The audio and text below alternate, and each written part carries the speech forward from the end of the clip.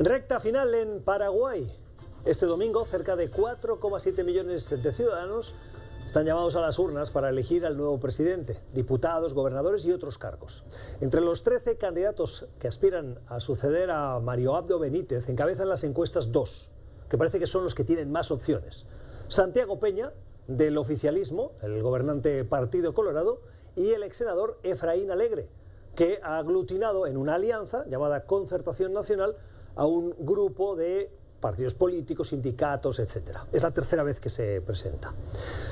En Paraguay, el Partido Colorado ha gobernado desde 1947, con una excepción muy breve, el periodo de 2008 a 2012 del gobierno de Fernando Lugo, que acabó con su destitución, por cierto.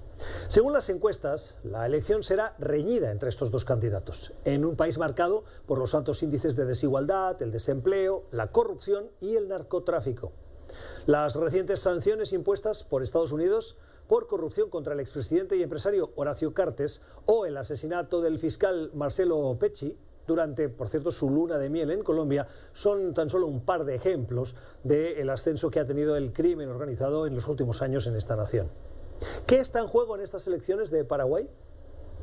Leonardo Gómez es abogado y analista político. Es candidato a magíster en Derechos Humanos y Democratización en América Latina y nos acompaña desde Asunción, en Paraguay, donde lo saludamos. Señor Gómez, gracias por su tiempo, bienvenido. Muchas gracias a ustedes por la invitación. Muy buenas noches a toda la audiencia de TN24.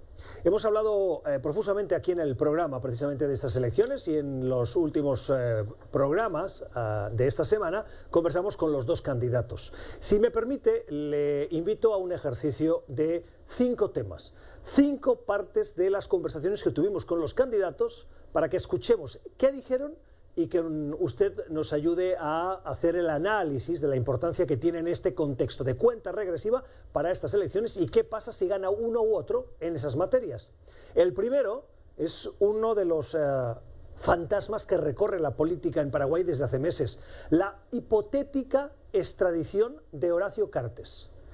Los paraguayos se pueden poner las manos a la cabeza, pero está acusado por significativa corrupción por parte de Estados Unidos. Y el nuevo presidente, si recibiera la solicitud de extradición de Cartes, tendría que responder de alguna manera. Esto nos dijeron el oficialista Peña y el candidato de la Concertación, Efraín Alegre. Yo, como presidente de la República, voy a pedir que la justicia sea ecuánime para todos, inclusive para el presidente Horacio Cartes. Así que en ese sentido no voy a hacer nada que vaya en contra de las normas de la ley. Y este es un proyecto político que está exactamente alineado al derecho constitucional, a la legalidad, por el camino de la ley. Por supuesto, daremos trámite como corresponde en justicia, no con ánimos de venganza ni de persecución, pero sí el ejercicio pleno del derecho. Señor Gómez, ¿qué opina? Acá lo central es entender que el Poder Ejecutivo tiene una atribución con acciones de seguridad, pero la extradición dependerá principalmente de la labor que lleve adelante el Poder Judicial. Por tanto, si bien la declaración de Alegre suena con un corte mucho más político por la frontal oposición que viene teniendo contra el expresidente Horacio Cartes, la cuestión de Santi Peña se vuelve mucho más complejo porque el respaldo político, la principal bancada del Partido Colorado, la presidencia de la ANR está en manos del presidente Horacio Cartes. La mayor crisis que tendría el presidente Santiago Peña, en ese caso, en caso que fuera, es mantener la gobernabilidad y la unidad de su propio partido, que tendría una crisis interna muy fuerte y que implicaría un cambio muy brusco de liderazgos internos en la dirección. Por otro lado, es importante mencionar que la dependencia a Horacio Cartes es sumamente grande, vinculada al poder económico que fue construyendo en el Estado paraguayo y sobre todo por los vínculos que tuvo históricamente con el Estado, ¿no? Una de las grandes acusaciones independientes a las que se hicieron en los Estados Unidos, que tienen que ver incluso, hablaron de vínculos con el terrorismo, hablaron de investigaciones vinculadas por corrupción. También hay una dependencia muy grande de estas estructuras que dependen de un financiamiento que muchas veces no está siendo transparentado. Entonces, la gran presión que hay con relación a lo que pase con el expresidente se va a entender para Efraín Alegre, en caso de que ocurra, como un trofeo y un botín de guerra, porque ha sido una confrontación muy frontal que le daría una legitimidad adicional a Efraín Alegre, a diferencia del impacto político que significaría para Santiago Peña. Más temas que han formado parte de esta campaña electoral. Las acusaciones a Peña por ser, digámoslo así, de manera informal, un títere de Cartes. Es decir, que si gana Peña, quien gobierna es Cartes. Y en el caso de Efraín Alegre, si gana Alegre, quien realmente influye y manda es Fernando Lugo, porque su coalición está dentro y ya fue expresidente. Esto nos dijeron uno y otro. Y la supuesta dependencia con el expresidente y actual presidente del partido viene principalmente como una forma de ataque ante la incapacidad de poder argumentar que no soy un candidato preparado, formado, con experiencia, con una trayectoria y una hoja de servicio impecable en todos los cargos que me he desempeñado. Nosotros somos un proyecto de una gran concertación de 40 organizaciones políticas y 150 organizaciones sociales. Es la concertación más grande que conoce la historia política del Paraguay. Así es que nuestro proyecto político, a diferencia del continuismo, es muy claro el liderazgo que tengo como candidato a presidente. Señor Gómez, ¿son creíbles que ambos son independientes de esas dos figuras tan relevantes en la política paraguaya? Hasta el momento podríamos decir en el caso de Santiago Peña que no hay evidencia muy concreta. ¿Por qué? Santiago Peña ha sido ministro de Hacienda del expresidente Horacio Cartes, pero inclusive recientemente ha estado siendo funcionario del Banco Amambay S.A., propiedad de la familia de Horacio Cartes. Esto salió a luz a través de una serie de investigaciones y una filtración que hay de rendiciones de la Secretaría Nacional de Prevención contra el Lavado de Dinero. Y entonces lo que siempre está en discusión es que el respaldo político, el respaldo económico viene del expresidente Horacio Cartes y está ahí la tensión de la legitimidad política. Santiago Peña no tiene un entorno político autónomo, como sí podríamos verlo con otros actores políticos. Incluso con figuras con mucho menor peso hay núcleos políticos. En el caso de Santiago Peña es del núcleo de Horacio Cartes y eso sí implica una crisis en la autonomía que pudiera tener. En el caso de Efraín Alegre, sí es quizás un poco más compleja la situación. La concertación es una concertación muy diversa, muy amplia y muy diversa ideológicamente también, cosa que no es menor porque plantearía una tensión. Y con el expresidente Fernando Lugo también hay sobre la postura oficial de él. Si bien él salió en fotografías con Efraín Alegre, también salió en fotografía con el sector de Euclides Acevedo, que es una candidatura que tiene en la candidatura a vicepresidencia al senador del Frente Guazú, Jorge Querey. Entonces, hay varias cuestiones detrás de esto. Una es que Fernando Lugo efectivamente tiene un retroceso en la presencia política por su afección de salud. La segunda cuestión, el Frente Guazú se proyecta que pueda tener un impacto negativo en la representatividad parlamentaria. Y tercero, el Partido Liberal de por sí tiene una dinámica muy autónoma que se vio incluso en el 2012, cuando uno retrotrae el análisis y puede ver cómo funcionó en el juicio político al expresidente Fernando Lugo con total autonomía, ¿no?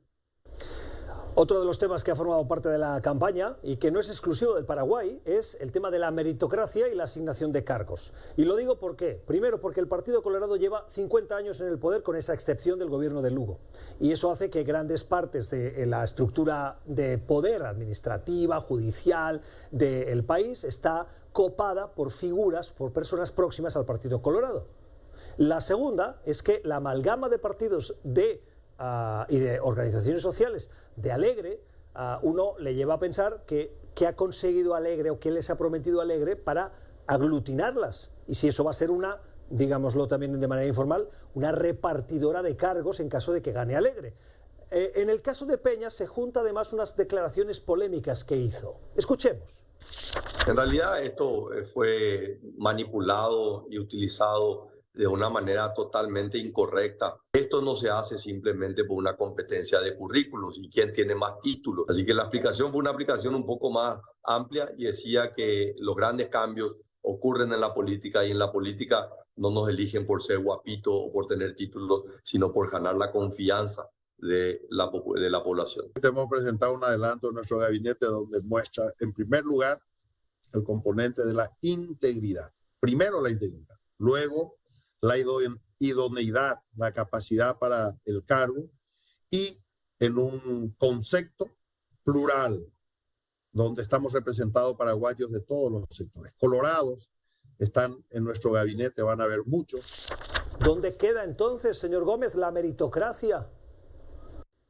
Realmente la meritocracia puede estar muy lindo en el discurso, pero en la práctica política entra en una contradicción muy profunda, y más en un país donde la dependencia del Estado es sumamente fuerte. Paraguay tiene una tradición de dependencia con la burocracia estatal muy grande, que tiene que ver con la narrativa que se construyó en la dictadura. En Paraguay, para poder acceder a un cargo público, se instaló durante 35 años que tenías que tener una afiliación partidaria. Caída la dictadura en el año 1989 en adelante, esta práctica se siguió sosteniendo en el tiempo, sobre todo por la poca transición en las instituciones, no solamente a nivel nacional o a nivel parlamentario, sino también en los gobiernos municipales y las gobernaciones. Entonces, esa práctica que dijo Peña tiene que ver con el relato que valida la práctica colorada, ¿no? Donde para ser ministro, para ser director de una institución, para poder entrar a la función, se normalizó. Ese cambio en la gestión meritocrática de la función pública tiene un cambio muy profundo en el gobierno de Fernando Lugo, con una reforma de la Secretaría de la Función Pública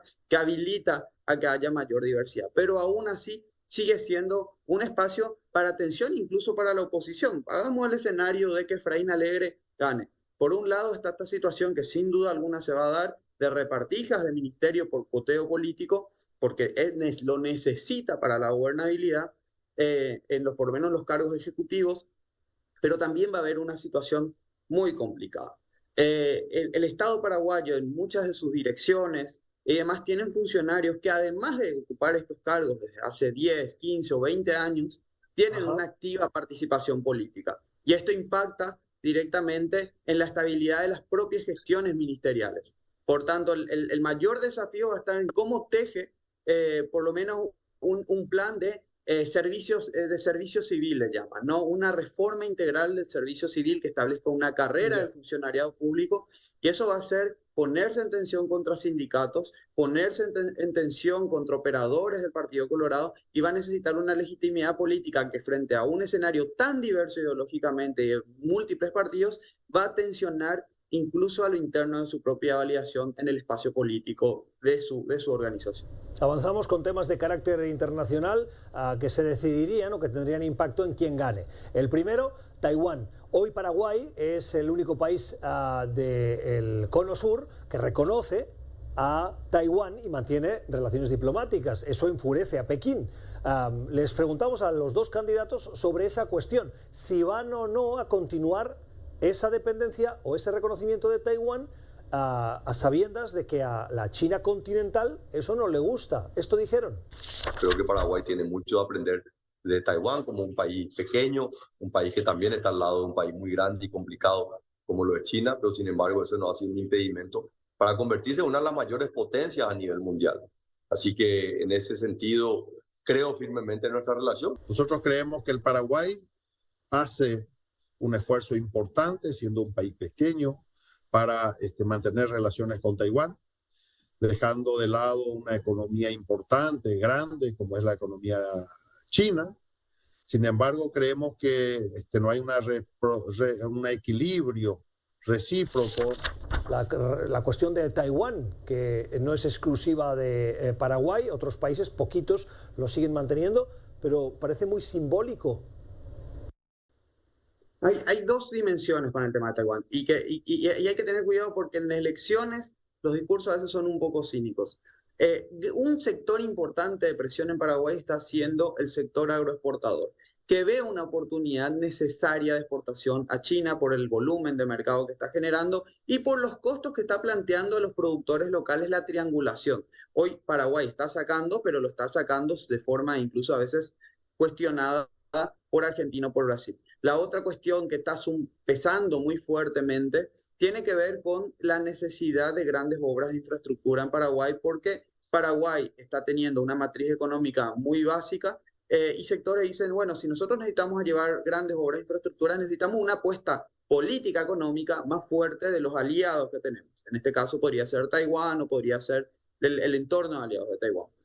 A partir de eso, los candidatos están abriendo su cancha.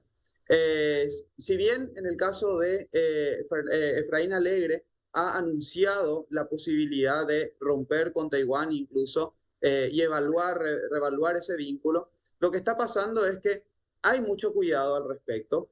Lo que se espera es que Taiwán reformule su apuesta en Paraguay, y eso lo vino haciendo recientemente en inversiones, en donaciones directas, pero lo que principalmente está presionando es los grupos de poder interno, ¿no? ¿Cómo le van a dar salida al sector agroexportador? Esto tiene que ver también con que Taiwán no se mueve solo en Paraguay, Taiwán se mueve con el apoyo de los Estados Unidos, y en ese sentido, coincidentemente, se está abriendo mercado de carne para los Estados Unidos, cosa que Paraguay aún no lo tiene. Entonces, mientras que la presión siga y no se concreten estas promesas, yo creo que la presión sobre un giro político va a seguir en la agenda.